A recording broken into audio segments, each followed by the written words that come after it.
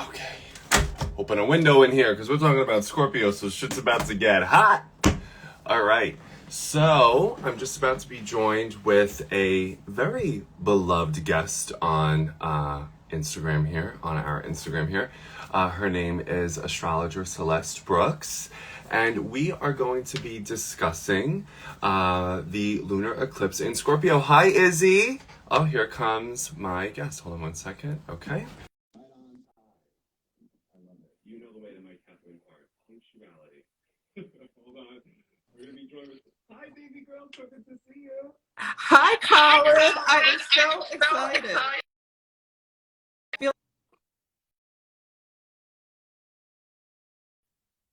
Can you speak one more time for me?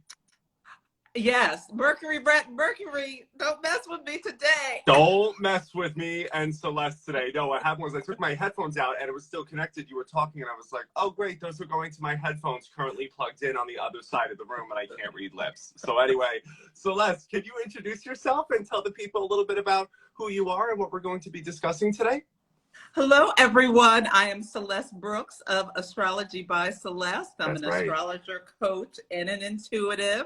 I'm a Taurus sun, Aries moon, Cancer rising. Don't you forget it. So I'm here today to talk about the lunar eclipse in Scorpio. Most assuredly. And how are you feeling the eclipse energy already? Because you are a Taurus sun. So how are you experiencing this? And maybe what are you learning that you didn't anticipate? Yeah, I am feeling good so far. This Great. Eclipse is in my 11th house, the solar eclipse. So it's a new start. And the 11th house is a house of good fortune. It's a house of friends, community, groups. It's Jan Spiller calls it the granddaddy power period when you have any kind of new moon in your 11th house. And this is when you just like make wishes and put what you want out into the universe. So far, so good. Yeah. So far, so good. Oh, you traveled. You said, where did you go? I went back east to see friends from high school. I hadn't seen some of these people in 20 to 30 years. So it was wonderful. Yeah, Jupiter and Venus were in my 9th house of long distance travel and the eclipse in my 11th house of friends. So that was one of my stories. Oh, great. And I also love how like pre-Mercury retrograde that must have been, because you went probably before Mercury turned retrograde, right? To seeing your friends. Yes, I did. Yeah, I left the day before the first eclipse. Yeah. Oh, yeah. So we were in the pre-shadow period. You're reconnecting with your friends. That's fantastic. So you're feeling excited. You're feeling optimistic, I think, maybe? Yes. I mean, I thought the energy of that first eclipse with the Jupiter-Venus conjunction was lovely. Now, this next one is a bit tougher. It's Saturn is squaring the sun and the moon. So it's intense. Yeah. Yeah. And so we'll actually, before we go into the chart, would it be okay, Celeste, because you know I love learning from fixed signs. I think you saw yesterday when I had Maria on. I love the conversation. Yes. She's the best. I love learning from fixed signs. So would you mind just walking people through what eclipses are? Maybe we'll kind of like zoom out first before we zoom in into the natal chart. Can we do that? Yes, I would love to do that. Right. So eclipses are when we have new moons and full moons that are conjunct the north or the south node. So typically like a solar eclipse is within 15 to 18 degrees. It depends which astrologer you ask, between the north or the south node. And then a lunar eclipse is when the sun and the moon are within 12 degrees of the north and the south node. And the reason they are so important is because the nodes are considered points of faith. The nodes are the north and south node of the moon. This is where the ecliptic, which is from our perspective on Earth, the sun's path around Earth. Obviously, we know the Earth moves around the sun, but this is what the ecliptic. So where the moon's orbit and the sun's orbit cross to the north and the south are the nodes. And yeah, the sun and the moon are luminaries. The sun is our ego, our essence, our creative life force. And the moon is our emotions, our reactivity, our inner world. So yeah, they are, you know, so important in our chart, in our life, two of the biggest pillars of our of our personality and who Okay. we really are, you know. And when we have a new moon, the sun and the moon come together at the same degree, whispering secrets to each other, talking together about what they want to bring forth in our lives and bring out.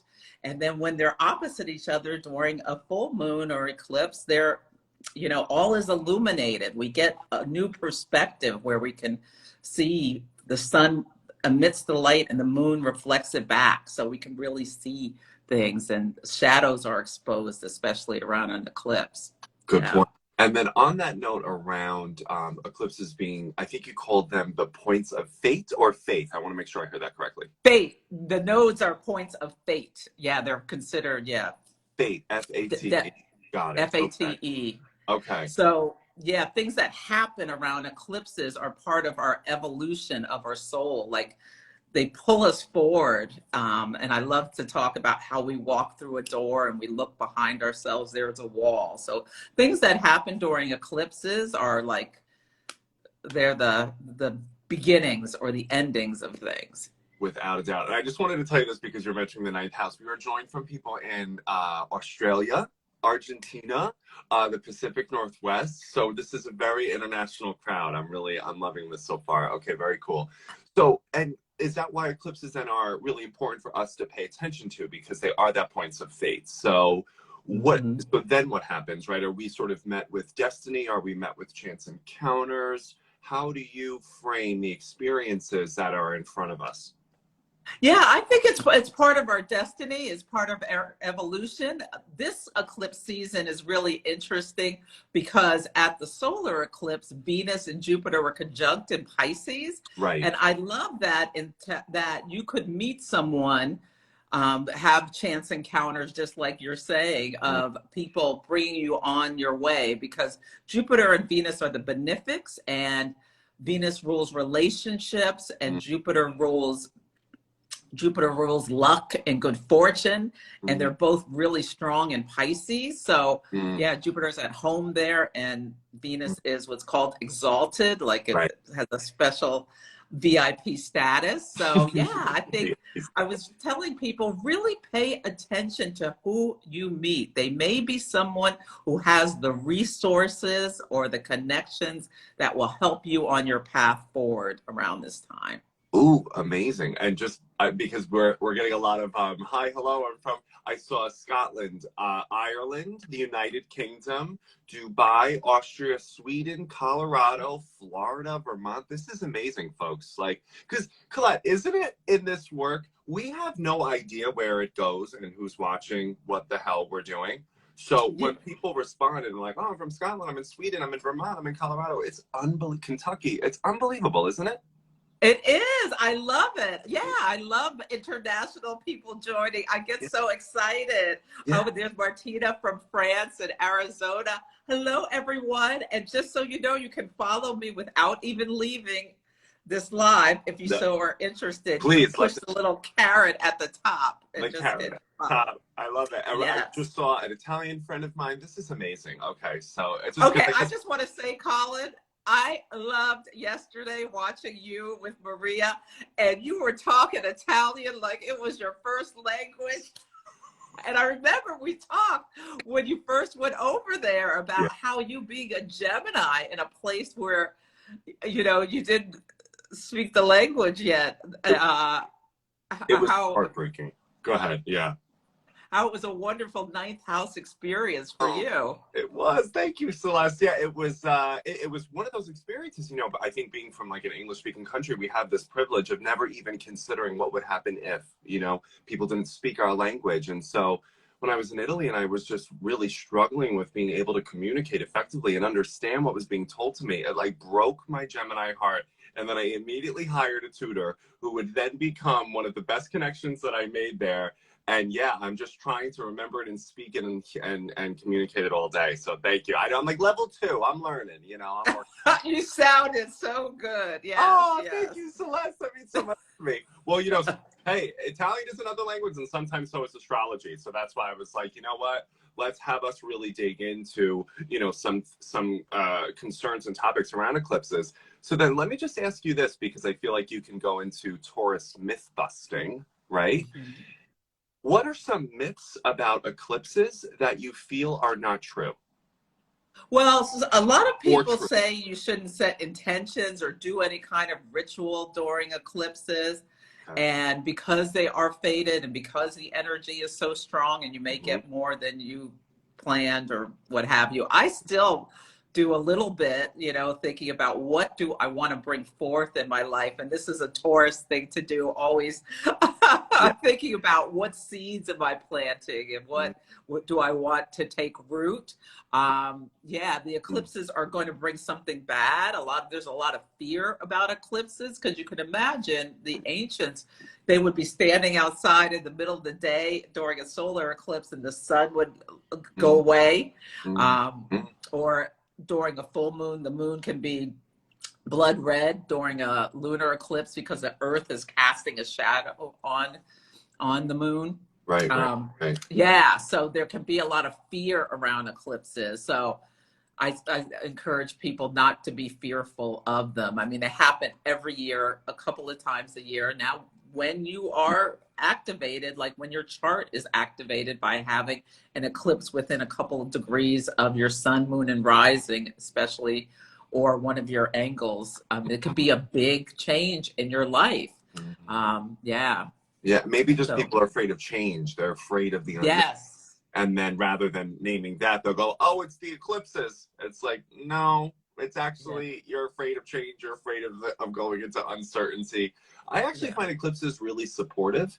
And Hmm. I like that, like, I have the North Node over my sun. Now it's on your sun, right? Because the North Node was in Gemini from May of 2020 to January of 2022.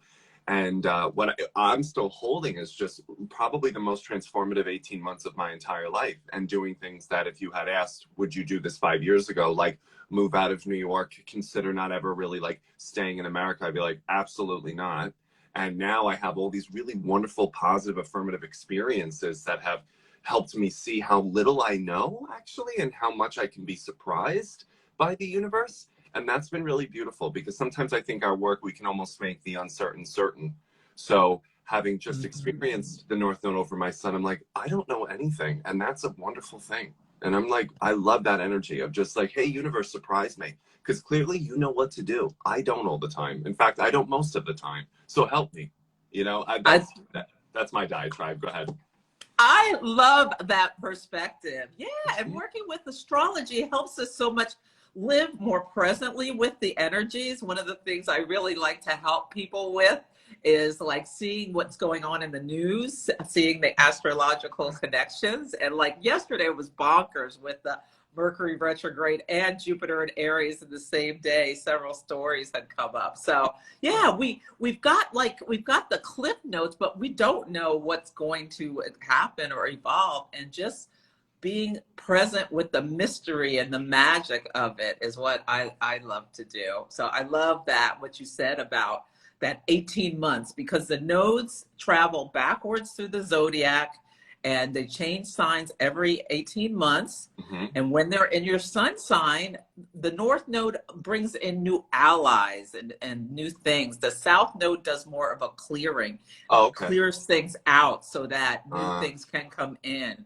And they're uh, always exactly opposite each other. So the North Node's in Taurus and the South Node's in Scorpio right now. So you yeah. can look at your chart and see where the gains are likely coming in and where that you're being cleared and making space for new things. And that clearing with the South Node can be uncomfortable and difficult sometimes. Ooh, yeah. But yeah. I know. And I have so many Sagittarian friends. They definitely did go through that, but they're also in probably the most healing, clearing, wonderful years of their life. My cousin, who's a Sagittarius, she's Mhm. recovery. She stopped drinking, and I'm so proud of her. Yeah. And then another Sagittarius friend of mine up to move to Puerto Rico with her Puerto Rican girlfriend, and they're deciding to live there. Like, Sagittarians have just been doing amazing work on that. So anyway, just want to, I like the stories to supply with the techniques that you're providing us with. And then Yeah. I'm curious if anybody has any questions generally for Celeste about what she just described related to eclipses, right? Maybe not any chart specific questions, right? Like if we can stick with the general principles here that Celeste just mentioned, please let me know and I will field them to Celeste, okay? Okay, So, I want to answer Claire's question. oh, Is go ahead. this why I've been so tired? She's an Aquarius. Yes. Okay, so the fixed signs are Taurus, Leo, Scorpio, and Aquarius. So these are the people who are being most activated by these eclipses. Right. Especially if you have planets or points near 10 of the degrees or 25. The solar eclipse is at 10, this lunar eclipse is at 25. And so in Aquarius, this is a squaring. Yeah, as well as Saturn is in your sign. In eclipse seasons, you can feel very tired. There's a lot of energy. I have been taking naps. I took a nap yesterday, the last 2 days, Colin. So get enough rest, get enough water, really hydrate yourself. Yeah. Anything you can do to like just breathe and like get embodied. Taurus season wants us to feel the presence of our bodies. Yeah, just some deep breathing I think would really help, especially with Mercury retrograde too. It's called to slow down. Yes. I know all my Taurus friends are like, Colin, you're doing way too much, Gemini. Like, slow down, drink your water, and breathe. Like, give that water. Thank you. You're right. You're right. Oh, Celeste, just because you are a fixed sign, and then I swear we'll go into the chart, but I love learning from you, and you really have such a precision that I really admire. You're such a specialist, and I love, love, love that about you. Can you just say a little bit more about fixed energy, right? So the Taurus, Scorpio, Leo, Aquarius that we know that we all have in our chart, by the way, folks. So even if you don't have like a personal planet in a fixed sign, this still applies to you. But how would you just understand generally, collectively, the 4 fixed signs? Well, the fixed signs hold the energy. So the cardinal signs are the initiators, the starters. The fixed signs can maintain and hold the energy. And then the mutable signs edit and perfect things. So yeah, so people with a strong fixed energy can be difficult to move. So it's been such an amazing experience to have Uranus in Taurus, because I can eat the same thing for breakfast every day, and yes, I do. And like just get into like routines that and just keep going and keep going. Especially Tauruses are known for that. So being the shakeup with Uranus has been really helpful for me as a fixed person who's been in the past in fear of change. And for people who are new to me, I spent over 25 years in corporate America in sales, marketing, business development roles. And last year, May 7th, it's been a year anniversary a couple of days ago. I quit my corporate job to do astrology full time because I feel it's my passion and my purpose. And for a fixed sign to do such a thing is a big deal. It may be easier for like an Aquarius because there is this constant desire to improve things with Aquarius. That's how they use that energy. Absolutely. Yeah. And like Scorpio, like really wanted to go deep beneath the surface, hold the energy, but transform like through penetrating action kind of. And Leo. Congratulations and positive feedback. Oh, go ahead. Sorry, Celeste. Go ahead. Oh, sorry. Did I? Oh, no, I was saying you're getting wonderful feedback and positive congratulations. I just wanted you to take that in because, thank you. It feels so good. And it's been really interesting for myself to feel like not having that security blanket of and the platinum handcuffs of the corporate job. I'm learning so much about, about living with uncertainty. Is there ever any security or certainty there, right? You're probably thinking maybe there wasn't. Is that true? I don't want to, it's not worth the cost of what it was doing to I had a wonderful career. I worked for one companies, but it was the time to go on was done. I had my closing Saturn square, which happens around 21 and around 49 and whatever 30 plus 49 is, like 70. I don't, the math, whatever that is. Yeah. Okay. Saturn checks in with us every 7 years to see where we are on our journey, and Saturn separates. So I separated from my that career and moved on for my evolution to my new world, Yeah. my new path forward. And so like your moon memos, your workshops, your readings, they're what I love about them is like your competence is such a given, you know, and you really kind of have to position yourself that way as an astrologer because you can out yourself really fast if you're not as competent as you want to be. But I think what really sets you apart, and I hope you know this, is the quality of warmth that you have and such Aw. sincere curiosity and decency in hoping that other people live a more healed and passionate, healthy, and joyful life. Not every astrologer is warm. Every astrologer is competent, but not every astrologer is warm too. And you're both. And I think that's why Aw. you are standing out and succeeding so well because you put so much heart into everything that you do. And that's why people are connecting to you the way that they ought to be. Oh, thank you, Colin. Yeah, I want the best for people. I love seeing people thrive, or my Aries moon wants people to be awakened and inspired about what they could do or where they could go next. So, True. yes. And feeling empowered and feeling strong, right? So, Yes. absolutely. Well, speaking, and you're getting all the feedback. So true, Celeste. Absolutely. We're gushing over you. Agreed. So warm, so generous, so kind. Before we go into the chart analysis, finally, I'm curious because there was a lot of questions about this. Are you using any crystals, Celeste, for the lunar eclipse? Are you doing any healing energy with crystals? Yes. In fact, I was going to pull a crystal card for us for the eclipse. Yes. Should we do that Yes. now, or do you want to wrap up with that? It's your call, baby. Well, let's do that at the end. Yeah. But I do want to let people know that you brought it up. I did for the solar eclipse.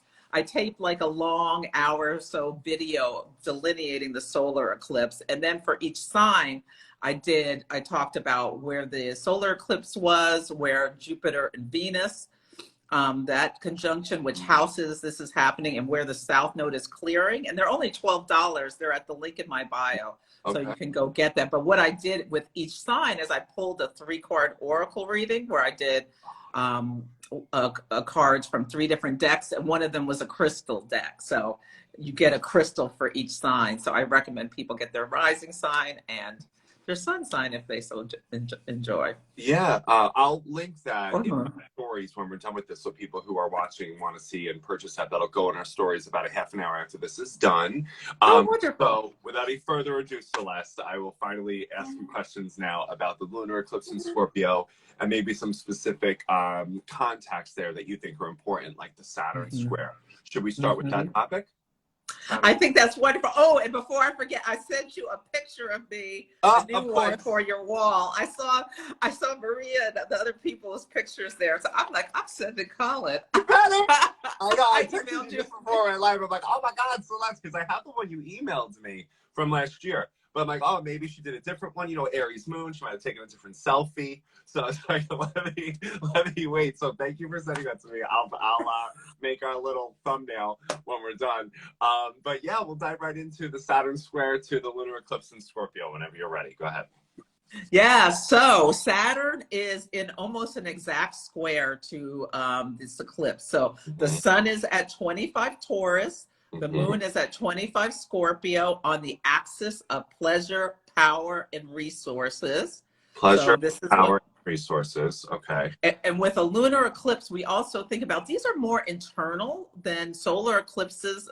Feel more like they're outward to the world. So events may take place based on people's emotions. Okay, so Saturn is the planet of karma, the planet of boundaries, restrictions, duties, limitations. So Saturn can feel a bit hard or cold in some ways. Saturn brings rewards from long-term effort. That's right. So like doing the work can bring the awards, but Saturn is at 24 Aquarius, so almost exact, squaring the sun and the moon. So people can feel separated from others or lonely. So I really caution people to take care of their emotional selves or feel like they're like coming up against walls or feeling like no matter what you do or push forward, you just keep coming up against a wall. But know that the work of Saturn is to do the work and to keep moving forward despite any delays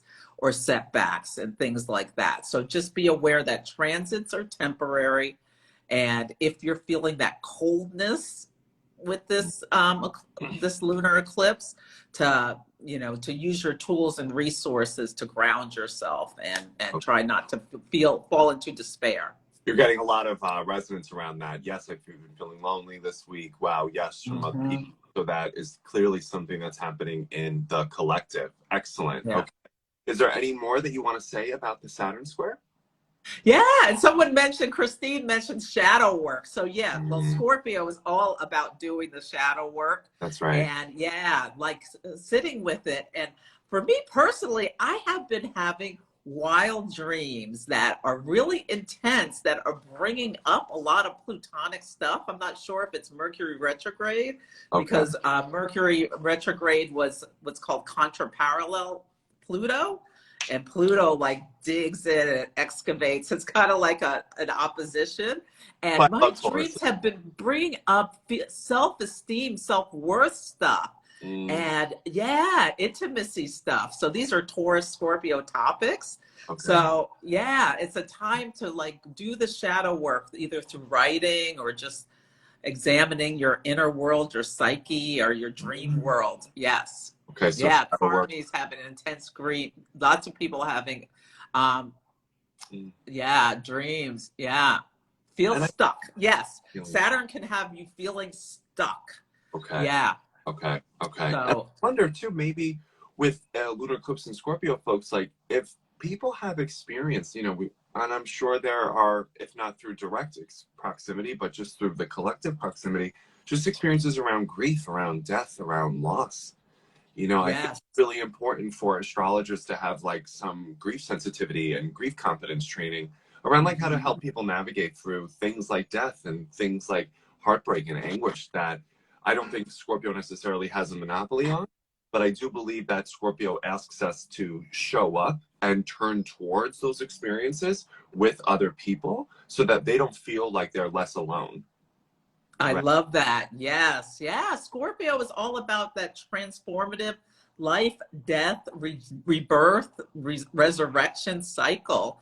That transmuting through pain is something I feel like this energy is. And part of the collective we're called with the North Node in Taurus and the South Node in Scorpio is to heal old traumas or healing trauma. And we're all recovering from this never-ending pandemic that is like exposed so much grief and heartache and all of this stuff in the world. And like our lives died in a sense.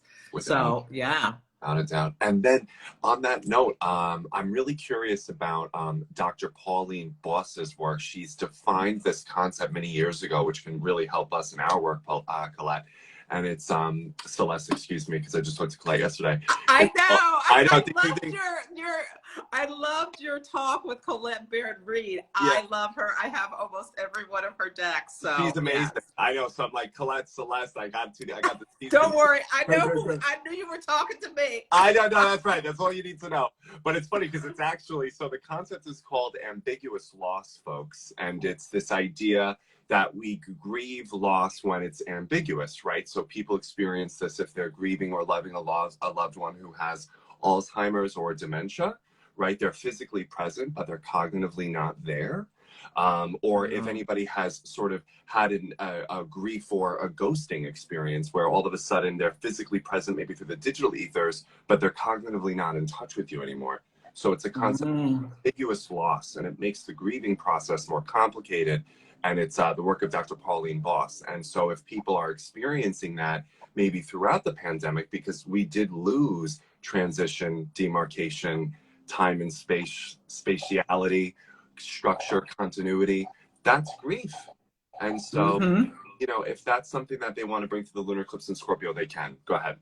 Yeah. I think that's the loss, the ghosting. Yes, then that's really a painful loss when you don't have closure. That's correct. And so, that's correct. That's correct. Because it's a loss, but it's an ambiguous one, right? Because there is understanding around how this happened, right?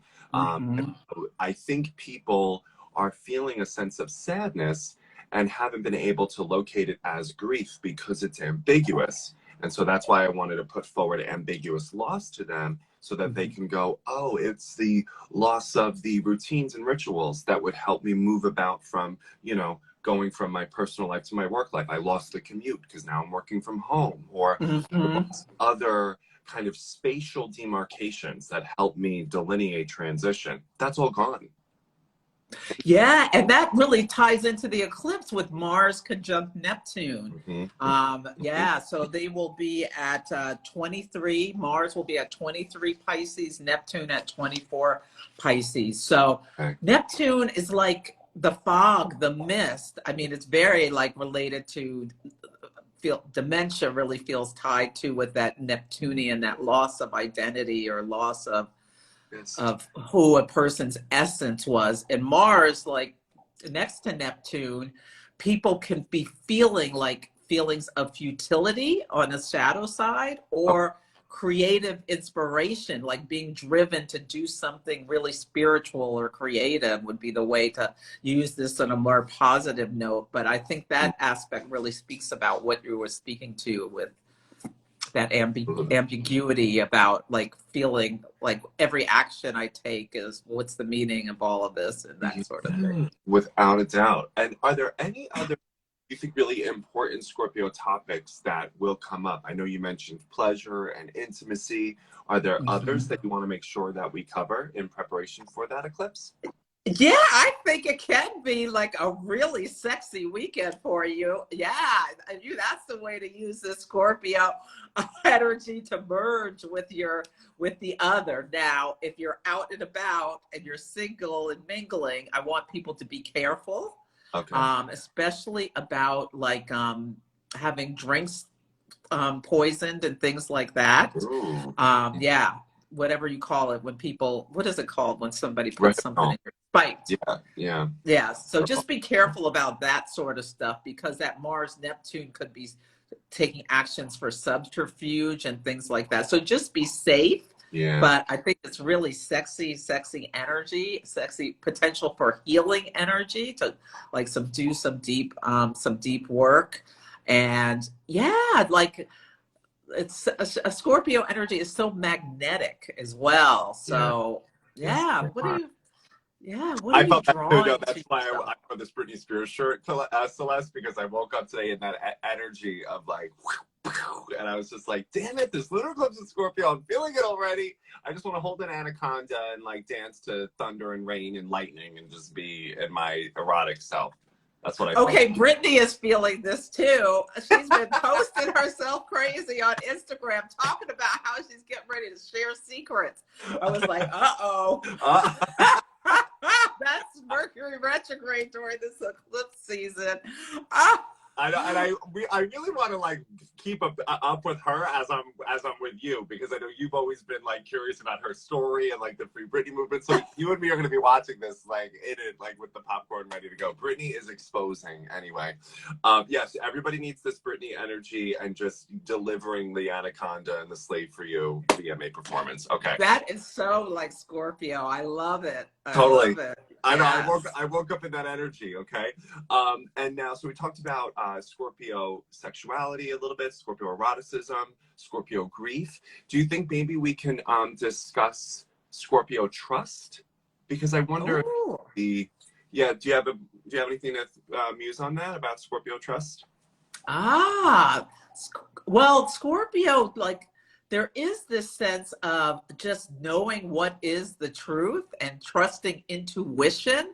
It is such an intuitive sign. It's like great for detectives. Like that movie True Detective is such a scorpionic show, especially the first season. Did you see that? No, but tell us all about it. Go ahead.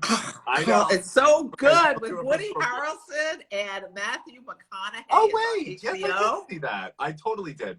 We watched it like years ago, almost like 6 years. That was old. Yes. Yeah, my mind goes all over the place. No, listen, I'm tracking. I love it. We're on Britney, trust, HBO, grief. Listen, this is why I love having you on. Yeah, so the trust about like, well, I guess Scorpio is like a ride or die energy. So like they love hard, and until you like, unless you cross them, then you're dead to them. But yeah, but how can you trust your intuitive hits, your intuition that's telling you things? Yes. Mm-hmm. And somebody had asked about the exact time of the lunar eclipse. I have May 16th at 12:14 a.m. Eastern. Yes. Yeah, I correct? have 13, but oh, you said 14. Yeah, you're right. Yeah. Yeah. It's 9. It's on the 15th on the West Coast, so 9/14. Got it. Yeah. Okay, so I like that you said about Scorpios knowing the truth, because if that is not the fucking truth, I swear they are walking lie detectors. The lie detector. Yes. Yeah, they just have the ability to see beneath the surface, understand what's being said below the words that are coming out. Like reading the energy of the person's body language. Yes. And can I just like not complicate that, but just like provide some details about that? I was just meditating on this yesterday, really. And it's that it turns out actually most people, Celeste, lie to themselves honestly, meaning they believe what their brain tells them is true, or they will self-deceive in order to self-protect, and then lie honestly because they believe those lies to another human being. And in research terminology, it's called confabulation, and we confabulate. And I just thought that was really interesting, because then I was like, wow, so it's not that people are intentionally liars, it's that they self-deceive, and so they are dishonest. And it's just a different way of framing it. And whenever I tell that to Scorpios, they're like, oh my God, that's my worst nightmare. I don't even want to know, right? But I just think that's like helpful for us to consider, is like, rather than going, you're a liar and you're dishonest and I can never trust you, maybe there's some self-deception happening, which doesn't mean, you know, we indulge it and not hold it accountable. But I just thought that could be helpful for us to know when we're talking about honesty, when we're talking about authenticity, that others just might be self-deceiving. Or just not know how they're really feeling. And good point too. It could just be there and unsure. Yeah, go ahead. Say more about that. I love that word, confabulation. I'm gonna have to put that in my memory base to remember that. Like sometimes you don't know how you're feeling, and then you take actions, and you can't explain why you did what you did. Yeah. Yes. Yeah. And then there's a lot of confusion around what the truth is, but I think that many people don't even realize that they are self-deceiving. And so I don't necessarily know what the next steps would be, but I just think it's important for us to kind of like locate that and say, oh, all right, so people accidentally tell themselves lies. So then therefore, how do I maintain compassion, mercy with boundaries and clarity to sort of say, oh, my truth is, and what I see is, and what I observe is that. That way we can get to the closest amount of truth. I don't know. Well, yeah, you are so good about talking to people about how to communicate.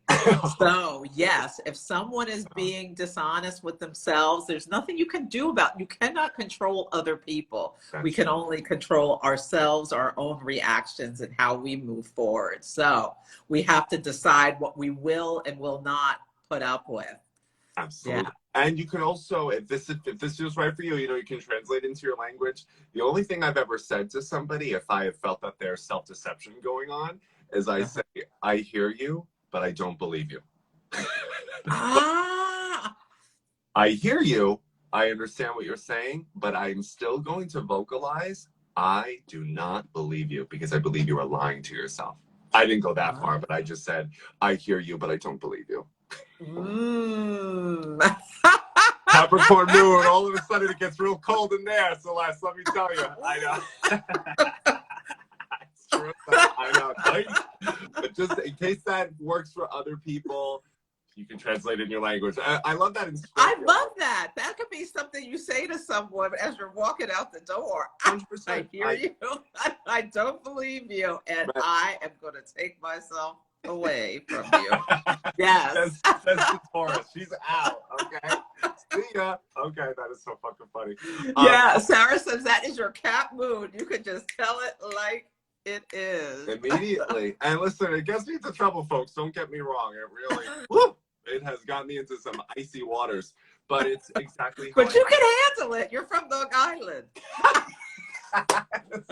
You handle it. It's true. I'm like, I don't care. I love when we're having tough, uncomfortable conversations. I can sit there and just not blink, just like, woof, you know, and parse that out. Like, is there accidental self-deception, maybe because of fear of rejection, fear of abandonment, fear of Yes. vulnerability? And I can actually maintain a sense of compassion, understanding that with them there, but say, I do not believe the words coming out of your mouth.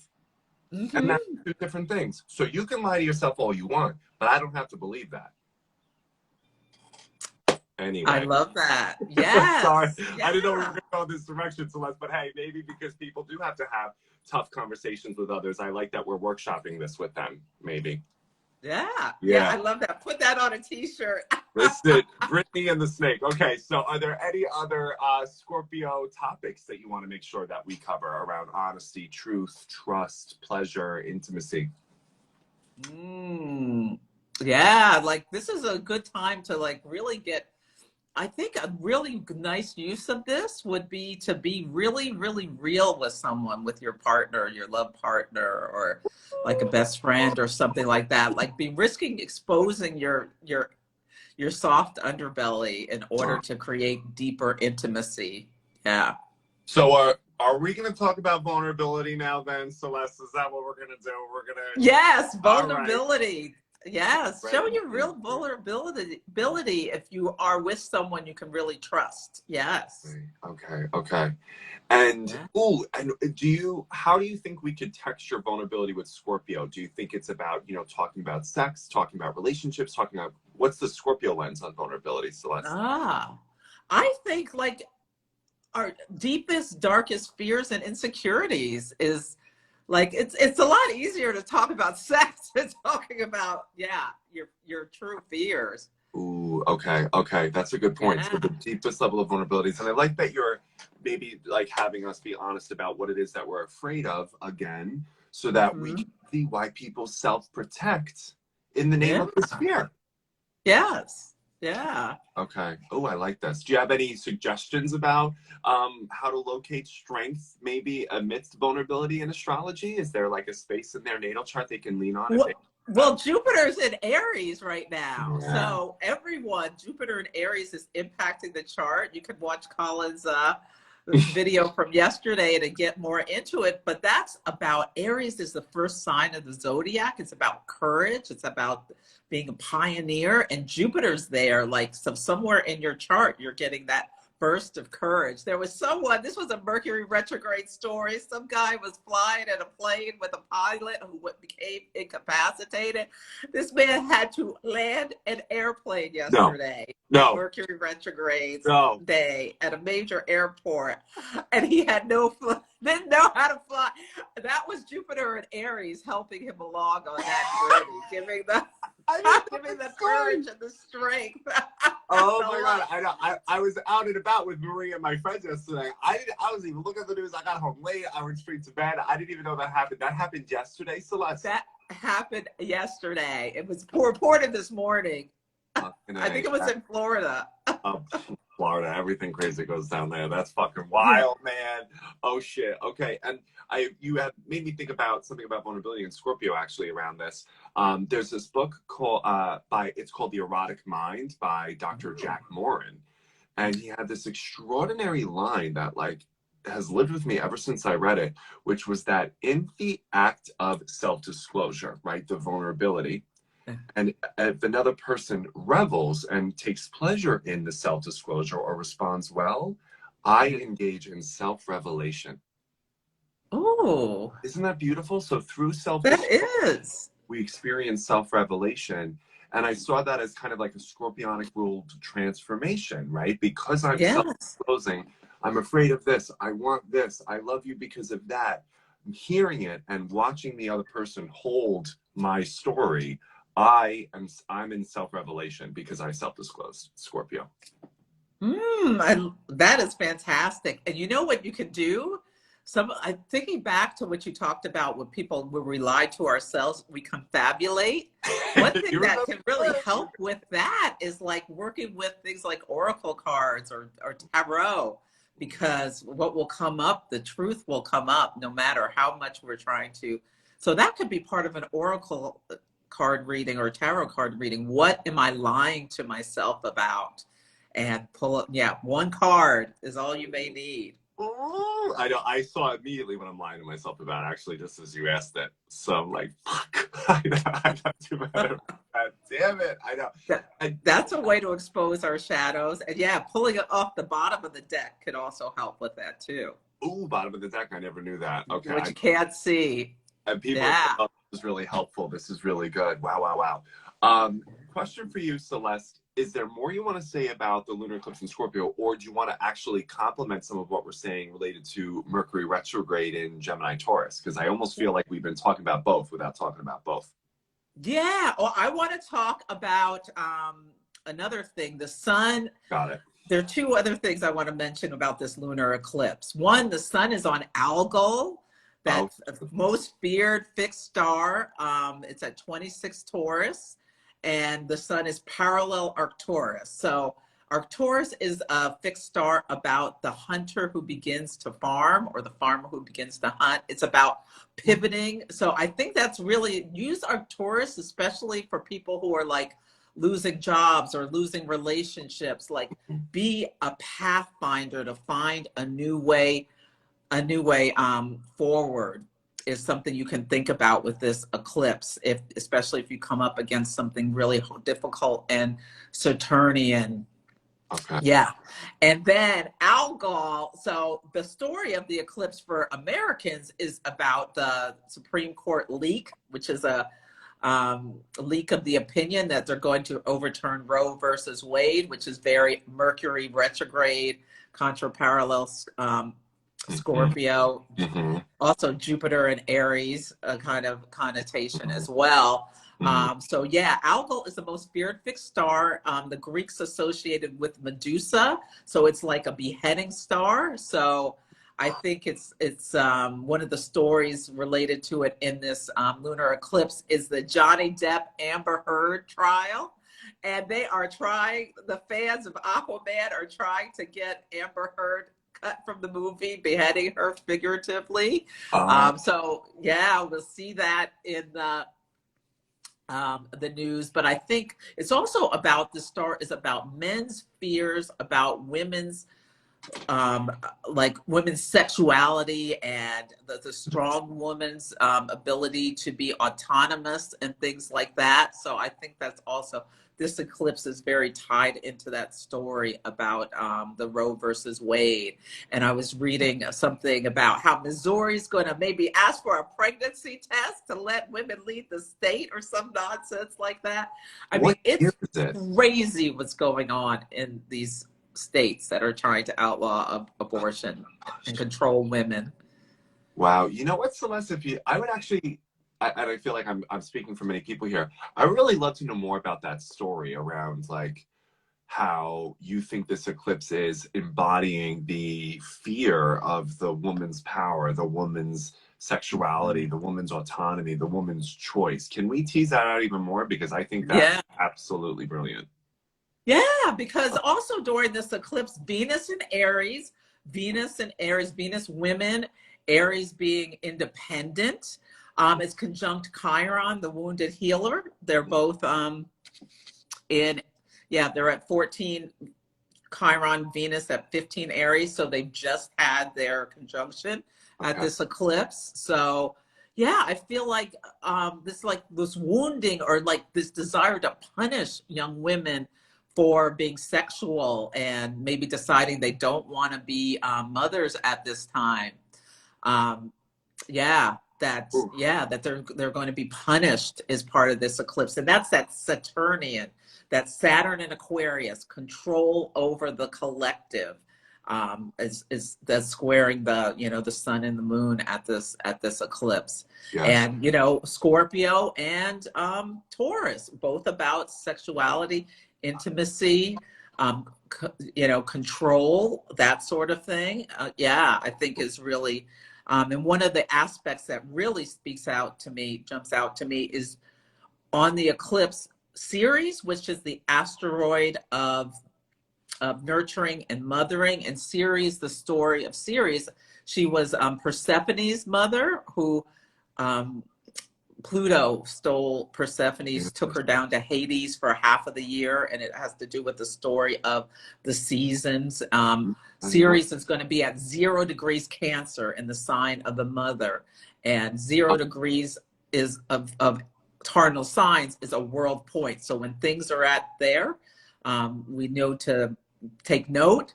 And Uranus is on the world point of 15 degrees of Taurus. So they are making a semi-square. So you can see this shocking news about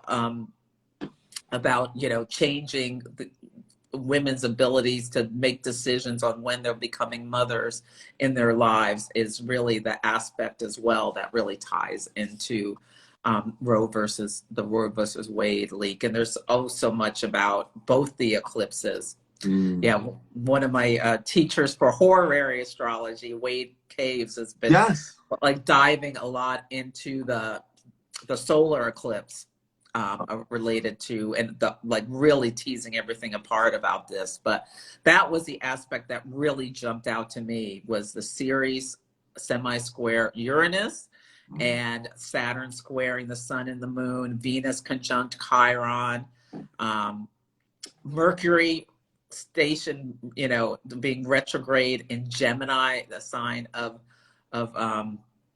children. Mercury retrograde, moving backwards in a sense with without a doubt.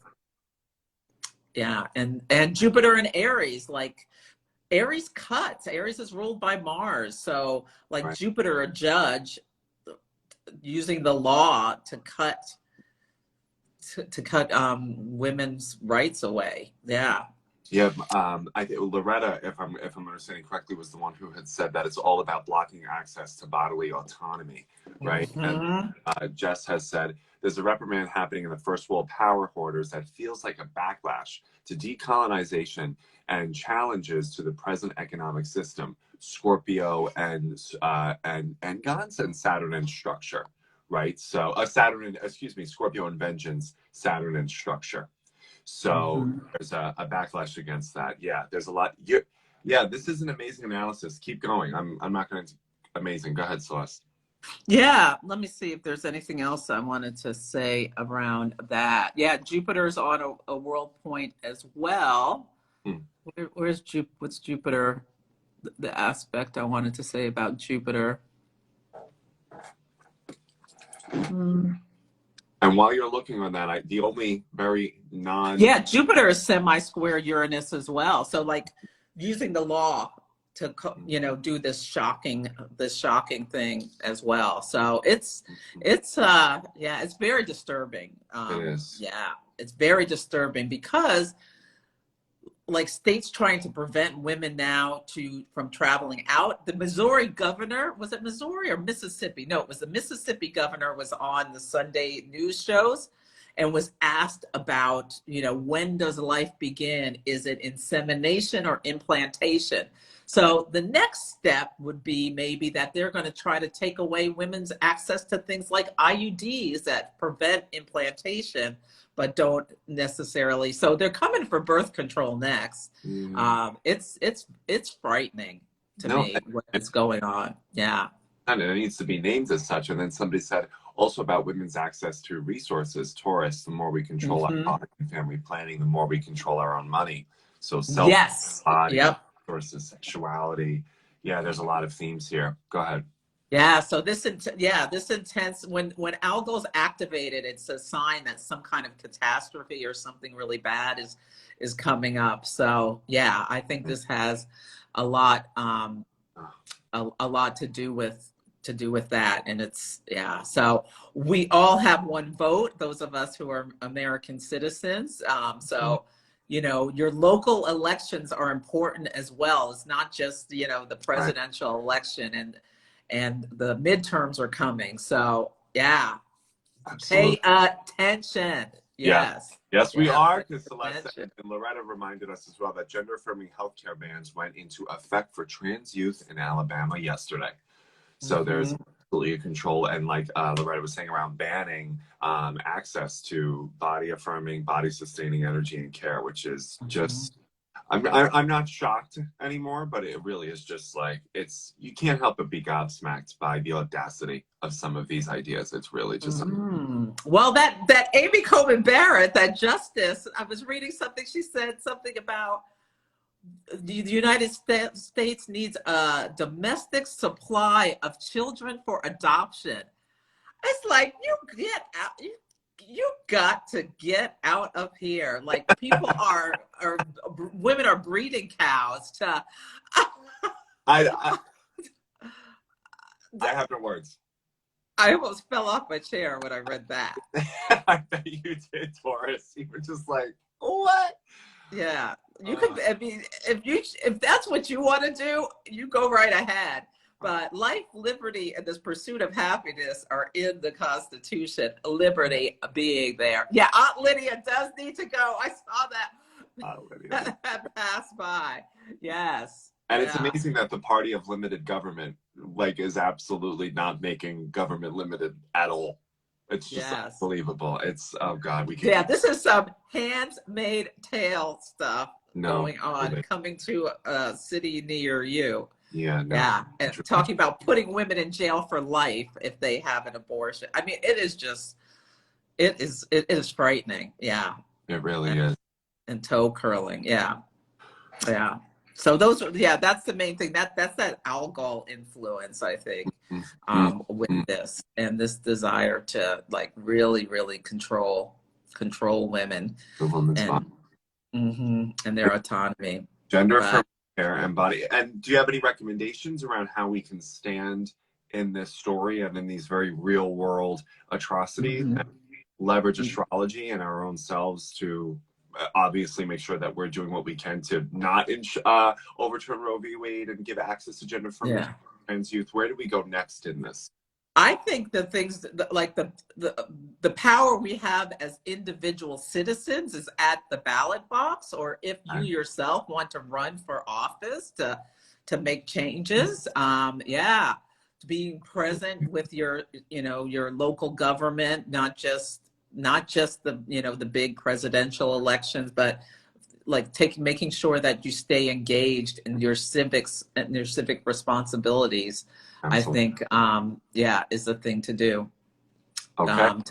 And make your voice heard at your, in your local city council and more, and writing your representatives or what have you, or becoming a representative yourself. I love that.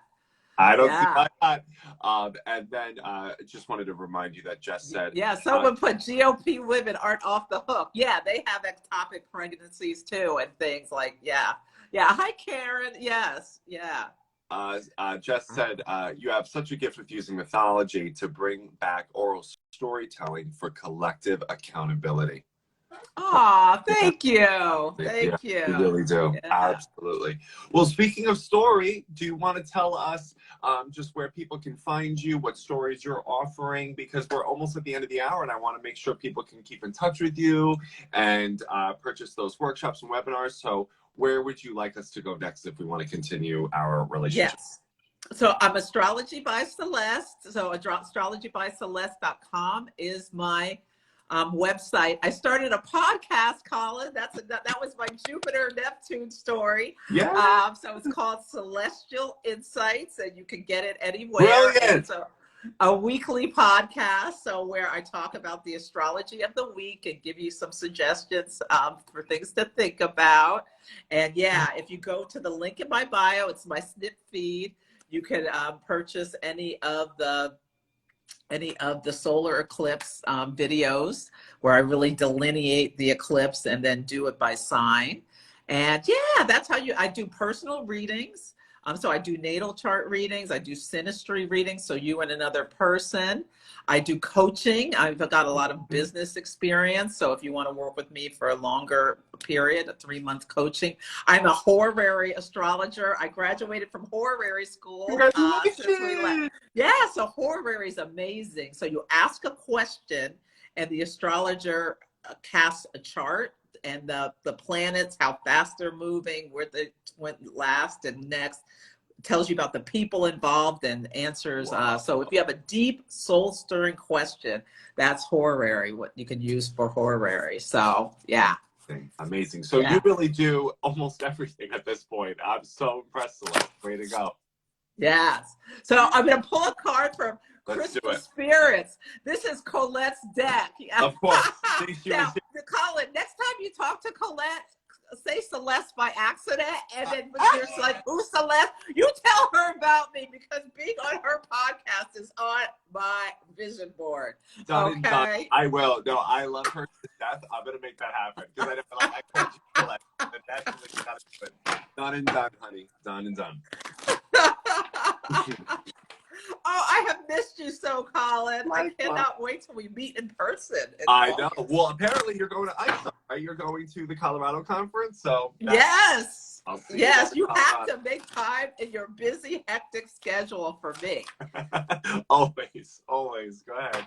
Okay, let me see. Okay, so I'm going to pull a card for what do we all need to know about this eclipse. And someone asked about Scorpio, and people with strong Scorpio energy. Since the South Node is in Scorpio, this is where you burn off old stories, where that is. So Scorpio suns may be burning off those stories about their identity. Rising signs the same. And moon, like what can you let go of, like anything emotional that's been holding you back? Yeah.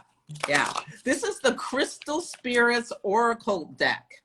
And you can go to the link in my snip feed in my bio, and it'll be one of the recommended decks. I have a link to recommended books and decks, which takes you to my Amazon store. I get a couple pennies if you buy it from me, but it's called this Crystal Spirits Oracle deck. I love this deck. It feels like a good friend.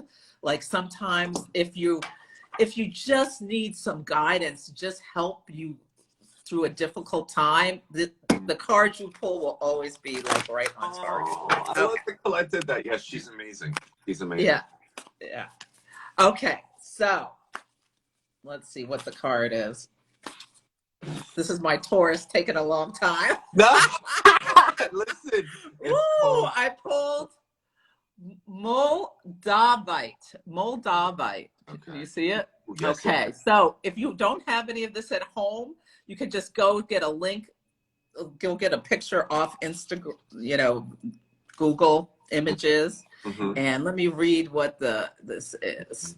I love that it's green, because Taurus, the zone for Taurus is an emerald. Okay, Colin, I'm telling you, I'm a channel. I'm a channel. Yes, you are. I can't wait. Go ahead. Transformation, rebirth through fire, initiation and opening to new experiences, revitalization and renewal. You guys, that is so fucking textbook for Scorpio. Wow. That's Moldavites. That is the message for this eclipse. I don't think there's anything more to say. No, other than clearly you are channeling truth. You are a vessel. You are a channeler. You are the messenger. And we appreciate you so much. And that was a general reading, because somebody had asked who is this for. That was a general reading. For all of us. This is what this eclipse is about. Yes, it is. Well, I love you so much, Colin. Thank you for having me today. Thank you for everyone who joined and your amazing comments. I'm sorry they go by so fast. I know. Thank you. I will be back on my Celestial Insights Instagram Live this Sunday talking about the astrology of current events and pulling cards and all that stuff. Yeah, and I'm sure you got plenty to say, because I love the way that you contextualize. I'm going to butcher what Jess mentioned, but it's true. You use myth to talk about collective story and collective accountability. It's really a gift, and it's like becoming increasingly rarer, right? So thank you for contributing, and thank you for sharing, and thank you for providing with the people with the wisdom they need. And I feel so blessed by this. So thank you. Oh, thank you. Thank you, Jess. And yeah, have a beautiful rest of the day, Colin. You too. I can't wait to see your face as I'm making the thumbnail, and we'll be in touch, and you'll come back here on no time. Okay. Sounds wonderful. Anytime. Anytime, baby, anytime. Enjoy the I rest of your love day. talking to you. Likewise. And have a wonderful day, everybody. We'll see you soon. Bye.